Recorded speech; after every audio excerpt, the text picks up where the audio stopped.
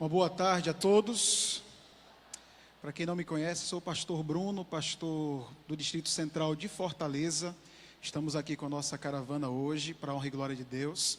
E nesse momento nós vamos fazer a introdução de mais um dos temas de discussões que teremos nessa tarde.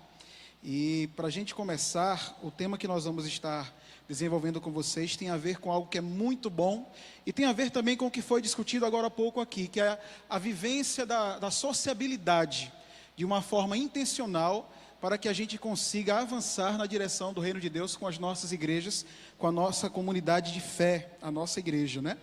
E isso já está marcado na essência do início ali do Adventismo. É interessante que a Igreja Adventista do Sétimo Dia, ela já teve na sua origem ali, na sua história, o crescimento da vida em pequenas comunidades. E essas comunidades que eram promovidas de forma natural, que acontecia ali de uma forma regular, elas eram marcadas por profundo amor fraterno, cuidado, pastoreio, estudo ali das Sagradas Escrituras. Então, era um ambiente propício à sociabilização, era um ambiente propício ao desenvolvimento de relacionamentos, era um ambiente propício para que a obra de Deus avançasse. E, por muito tempo, as igrejas elas cresceram dessa forma, sem a presença próxima ali de um ministério clerical, de um ministério pastoral próximo. E mesmo assim, através dessa estrutura, as igrejas começaram a crescer. Eu tive a oportunidade no ministério de estar pastoreando distritos com várias igrejas, já cheguei a cuidar de 19 igrejas, mas também já vivi a realidade de cuidar de uma igreja só. Ambos os desafios têm ambas as situações têm os seus desafios. Porém, o que é que a gente avalia com vocês? Talvez você que está aqui nessa tarde, quem sabe você tem um pastor que tem uma geografia um pouco maior, você se pergunte, por exemplo, como que a igreja, ela vai conseguir ser bem cuidada, ela vai conseguir ser bem pastoreada, se o pastor que está com vocês tem várias igrejas sob o seu cuidado, e muitas vezes, por mais que ele se esforce, por mais que ele seja alguém dedicado, ele não consegue ser presente na sua igreja local. Talvez essa seja uma pergunta que aflija ao seu coração nessa tarde. Ou uma outra, como a igreja vai estar bem alimentada a respeito da doutrina, a respeito da visão profética. Nós estamos falando em ser uma igreja viva, com uma forte identidade missionária. Como a gente vai conseguir isso, se talvez o pastor local, ele não consegue pregar com tanta frequência na sua igreja, pelas demais atividades e igrejas que ele tenha? E a grande verdade, queridos, quando a gente olha para o material base do nosso estudo aqui nessa tarde, é que nós herdamos uma visão que ela é errônea no seguinte aspecto: a gente costuma esperar pelo líder clerical, esperar que a liderança pastoral é que vai solucionar certos problemas, ou quem sabe a instituição vai ali se mobilizar e uma mudança virá de cima para baixo para resolver o problema da igreja. Geralmente estamos esperando dessa forma. E embora o trabalho pastoral ele seja essencial, ele tenha o seu valor, nós precisamos, na verdade, de uma renovação da nossa mentalidade quanto a esse aspecto. E eu estou falando isso porque aqui a proposta não é trazer uma ideia nova sobre algo novo. A gente está falando de um novo momento sobre uma antiga ideia. Estamos voltando àquilo que a igreja já era em sua essência, na essência de seu crescimento, na essência de sua origem, para que ela avançasse, para que ela crescesse e frutificasse. E é interessante que o período que a igreja mais cresceu, mais ela teve realmente um crescimento explosivo, foi um momento em que ela não dependeu da proximidade de uma liderança clerical. Só para vocês avaliarem junto comigo e pensarem, o autor do livro que nós estamos utilizando aqui como base, ele vai dizer o seguinte, sobre os adventistas em seu início ali. A reunião social era uma parte vital da igreja adventista, que muitas vezes era a única reunião religiosa disponível aos crentes. Sem pastores fixos, raramente os adventistas ouviam um sermão, exceto talvez nas reuniões campais. De outra forma, eles recebiam nutrição ao ler sermões da review semanal e estudando a Bíblia sozinhos. Note, a ausência nesse momento aqui fez com que a igreja ela tivesse ali momentos sociais em que eles buscavam estudar a Bíblia profundamente. Hoje nós oramos e lutamos com a igreja para que a igreja faça o quê? Estude mais o quê? A palavra. Certo ou errado? Para a gente pensar. Temos lutado por isso. Olha essa outra fala aqui dele. Na falta de um clero residente, os primeiros adventistas eram sustentados através das reuniões sociais, a escola sabatina e a classe bíblica. Eu consigo ver com vocês aqui 3 princípios aqui, ó. Só para você pensar comigo. Nas reuniões sociais, eu tenho um aspecto relacional do discipulado sendo desenvolvido, relacionamento. No aspecto aqui da atividade, no aspecto da escola sabatina, eu tenho um foco profundo no estudo do quê? Da palavra de Deus. E eu pego aqui a classe bíblica como um elemento missionário. Veja que os princípios que norteavam o crescimento dessa igreja estavam aqui agregados à vida ali em sociabilização, certo? Então, com certeza, essas são atividades dos pequenos grupos.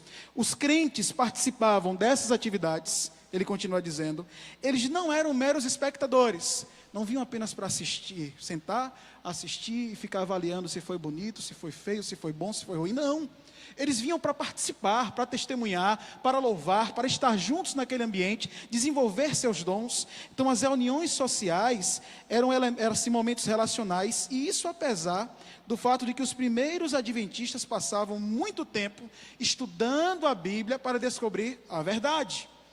Então, talvez você pense comigo assim, com uma grande ênfase nesse aspecto cognitivo, aí você pensa comigo aqui, talvez eles devam ter focado no cognitivo e deixado um pouquinho de lado a questão do relacional. Só que, quando você analisa o que o autor vai dizer, ele vai falar que, na verdade, as reuniões regulares da igreja lidavam mais com o aspecto relacional do que o cognitivo.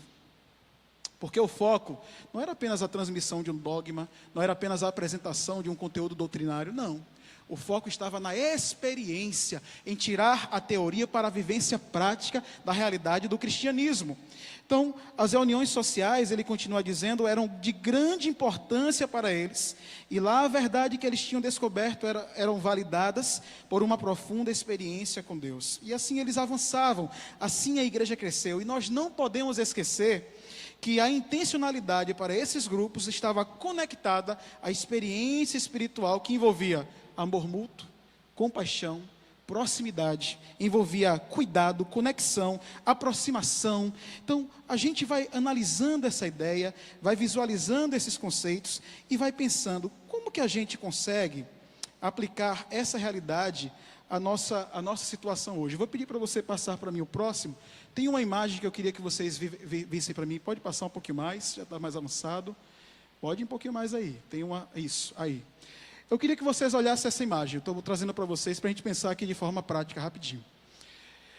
Você vai perceber aí vários cenários. Ali você tem líder visitando os membros do seu PG, você tem gerenciamento acontecendo, você tem pequeno grupo adolescente se reunindo, pastor na casa do ancião, pastor sendo visitado pelo seu ancianato. Você tem uma série de situações. Se eu pudesse resumir um ministério ali dentro da minha realidade hoje, eu escolheria essa imagem que está projetada para vocês aqui.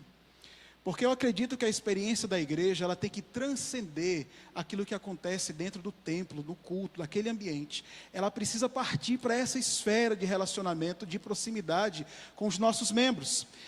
Eu queria perguntar para vocês, se vocês conseguem identificar o que é comum a todas essas imagens que estão aí na tela. Vou dar uma dica para vocês. O povo costuma dizer que crente não bebe, mas faz o quê? Vocês devem ter percebido que eu não gosto muito de comer, né? Dá para perceber, né? Então, olha, para a gente pensar um pouquinho aqui comigo, ó. Todas essas situações envolveram esse aspecto da mesa, da proximidade, do estar junto. Porque mesa traz comunidade, traz relacionamento, traz intimidade, traz aproximação, traz diálogo, ela propicia esses ambientes. Então, esses cenários que vocês estão vendo aí, eles acabam sendo um canal, e eu vou dizer para vocês, talvez os melhores que nós temos, desde uma visita pessoal nesse ambiente, a um ambiente comunitário de um PG, sendo um cenário ideal para o desenvolvimento da visão de discipulado para a nossa igreja. Vou passar a próxima imagem para vocês pensarem comigo. Por exemplo, aqui, ó, eu tenho aqui esse cenário, acho que o pastor Pérez estava nesse dia. Ali está a Patrícia, uma membro nossa da Igreja Central, sendo batizada. Foi o trabalho dos aventureiros. Mas antes que o momento do batismo acontecesse, esse momento foi precedido por um momento do lar. Esse ambiente do lar, ele faz a diferença. Esse ambiente da sociabilização faz a diferença para o crescimento da igreja. Vou passar mais uma imagem e vou finalizar aqui esse momento, para você pensar comigo. E vocês vão ver comida na imagem também ali, tá? e é proposital, porque uma irmã me procurou, irmã Socorro, para a gente fazer querendo utilizar o seu ambiente social, a sua panificadora, os amigos que ela tinha ali, para conseguir fazer um trabalho missionário com eles. Fizemos um encontro social com essa família, convidamos ali a família e tal, tivemos um momento com eles e criamos um ponto de contato. 3 meses depois retornamos para começar com eles um curso bíblico. Começou com uma família e chegou-se a esse ambiente da foto de cima ali, no lado aqui esquerdo. Você vai perceber ali, são 2 imagens da classe bíblica que nós tivemos. Essa classe bíblica ocorria nas quartas-feiras. Às vezes eu tinha mais gente na classe bíblica do que no ambiente da igreja. Só para você entender o papel. O que é que tinha de comum a todas as reuniões? O momento social, o momento da alimentação, o momento de bater papo. Aí, o que aconteceu? Esse momento social aqui de mesa se tornou o que está do outro lado. Está ali os 2 irmãos que foram batizados em cima e abaixo toda uma família. O Eduardo, a Adriana e a Maria que foram batizados para a honra e glória de Deus através desse trabalho. O que é que eu quero enfatizar para vocês? Talvez o segredo para o crescimento da igreja, eu não vou dizer que está na comida, mas ele está nos grupos sociais, na sociabilização. Vocês vão ter a oportunidade agora de discutir um pouco como aplicar essa realidade à igreja de vocês, tendo por base o que aconteceu no adventismo primitivo e aplicar essa realidade de vocês. Então está dada a largada aí para que você possa entrar aí nos grupos de discussão novamente. Que Deus abençoe a todos.